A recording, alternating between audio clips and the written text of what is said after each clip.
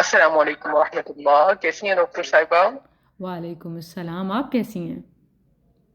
الحمدللہ بالکل ٹھیک۔ ڈاکٹر صاحبہ، آپ کی ایک اسپیشلٹی ہے کہ آپ ہمیشہ کرنٹ ایشوز کو ایڈریس کرتی ہیں، لیکن اس دفعہ جو ہمارے کرنٹ ایشوز ہیں وہ کافی زیادہ ہائی لائٹڈ ہوئے ہیں اور آپ جو ہے وہ اس بارے میں خاموش ہیں، اور ہم آپ کے رسپانس کا ویٹ کر رہے تھے ریگارڈنگ کہ آج کل ایک انفلوئنسر جو ہے وہ زیادہ ڈاکٹر کم، اور ان کا نکاح ہوا، اور ان کا نکاح جو ہے وہ ایک معروف علمی شخصیت، معروف عالم دین نے پڑھایا، اور جس کی وجہ سے وہ تنقید میں ہیں۔ بیسیکلی وہ جو ڈاکٹر صاحبہ یا انفلوئنسر ہیں وہ ان کی سیکنڈ میرج ہوئی، جس میں انہوں نے بہت زیادہ اسراف کو پروموٹ کیا، ان کے کولو پیر میں تضاد نظر آیا۔ سیکنڈلی وہ جو عالم دین تھے جنہوں نے نکاح پڑھایا وہ دولہا اور دلہن کے درمیان بیٹھے ہوئے تھے، تو اس حوالے سے ہمیں آپ کی رہنمائی چاہیے تھی۔ سبحان اللہ، آپ نے میری ایک اسپیشلٹی کہا، تو میں آپ کو بتانا چاہوں کہ انسان کو میں سمجھتی ہوں کچھ خود بھی سیکھتے رہنا چاہیے، سکھانے والے کو بھی ہمیشہ سیکھتے رہنا چاہیے۔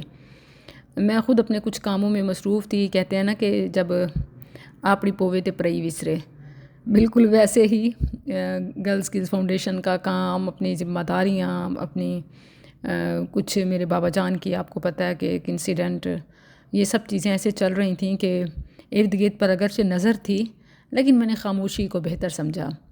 اس کی وجہ میں جو سمجھتی ہوں نا، دیکھیں پہلی بات، اگر تو کوئی عالم دین بھی غلط کام کرے، کوئی مولانا، کوئی نکاح خواں بھی غلط کام کرے، تو سبحان اللہ ہماری شریعت اتنی سچی اور کھری محکم ہے، جس کے لیے قرآن میں محکم کا لفظ آیا ہے، کہ اگر اس کے معیار سے کوئی عالم بھی گرتا ہے نا تو وہ واقعی گرا ہوا ہی ہوگا، یوں نہیں کہ اس کے منصب کی وجہ سے اس کو کوئی رعایت مل جائے۔ یہ سیاست میں تو ہو سکتا ہے استثناء مل جائے، ایکسٹینشن، اور اسی طرح کوئی قانون سے ماورا بالا تر ہو جائے، لیکن مذہب میں نہیں ہوتا، اور مذہب اسلام، دین اسلام میں تو یہ بالکل بھی نہیں۔ تو ان کے اس فعل کی اسلام بالکل اجازت نہیں دیتا، اور یہ واقعی قابل مذمت ہے، اور یقیناً انہیں اس پر رجوع کرنا چاہیے۔ اور دوسری جو آپ نے بات کی اسراف کے حوالے سے، 40 تولہ یا 40 کلو سونا اور بڑی بڑی چھوڑنا، قول و فعل میں تضاد، یہ انفلوئنسر کا ہی کام ہے۔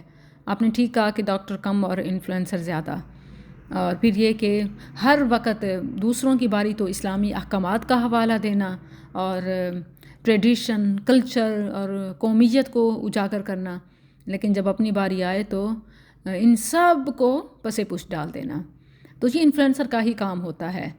اور یہ کیوں کرتے ہیں؟ میڈیا پر لوگ الٹی سیدھی باتیں اس لیے کرتے ہیں کیونکہ وہ چاہتے ہیں کہ انہیں ڈسکس کیا جائے، ان کا چرچا ہو، انہیں فیم ملے، وائرل ہوں، اور اسی طریقے سے وہ شہرت بھی اور دولت بھی کماتے ہیں۔ وہ کیا چاہتے ہیں کہ پبلک کے لائک، شیئر، کمنٹ، اس سے ان کا مقصد پورا ہوتا ہے۔ تو آپ ان کا مقصد ہی پورا نہ ہونے دیں، وہ اپنی موت آپ مر جائیں گے۔ یعنی وہ چاہتے ہیں کہ انہیں سنا جائے، دیکھا جائے، اور انہیں توجہ ملے، آپ نہ دیکھیں، نہ بولیں، نہ لکھیں، خود ہی خاموش ہو جائیں گے۔ بعض لوگ شور مچاتے ہیں تاکہ پبلک بولے، وہ ڈسکس ہوں، وائرل ہوں۔ آپ کو چاہیے کہ کبھی اس پالیسی پہ بھی آئیں کہ ان کو ڈسکس ہی نہ کریں، قابل ذکر ہی نہیں ہیں۔ ہر کسی کو پتہ ہے کہ اسراف کی کتنی مذمت ہے، اور روکنے والا اور کرنے والا خود کیسا ہو سکتا ہے، پھر جھوٹ اور بعد میں اس کی وضاحتیں دینا، اور عوام کے ذہن کو، یعنی خود زو معنی باتیں کر کے، یوں زو معنی بھی کا کلیئرلی رانگ اور غلط باتیں کر کے، بلکہ کام کر کے بعد میں عوام کی سوچ کو غلط کہنا، اور پھر یہ کہ دوسروں کے لیے اسلامی احکامات اور اپنے لیے ساری رعایات، تو یہ تو میں کہتی ہوں کہ بس وہی سیاست ہی ہو گئی، اور اپنے لیے استثناء، خود کو قانون سے بالا تر سمجھنا، اور باقی سب کے لیے قانون کی یا اسلامی احکامات کی پاسداری کے لیے شور مچانا۔ تو اس بار انہوں نے شور مچایا، لیکن میں نے خاموشی اختیار کی۔ اگر یہی سب کریں تو وہ خود ہی گم ہو جائیں۔ صرف یہی نہیں کہ وہ لمبی لمبی چھوڑتے ہیں، بلکہ لمبی لمبی کرتے ہیں۔ آپ کو پتہ ہوگا لوگ شادی، نکاح جیسے ایک ایمان کے تکمیلہ والے کام کو جسٹ پبلسٹی گین کرنے اور ارننگ کے لیے استعمال کرتے ہیں. پہلے گرین کارڈ کے لیے ہوتا تھا، اب وائل ہونے کے لیے ہوتا ہے.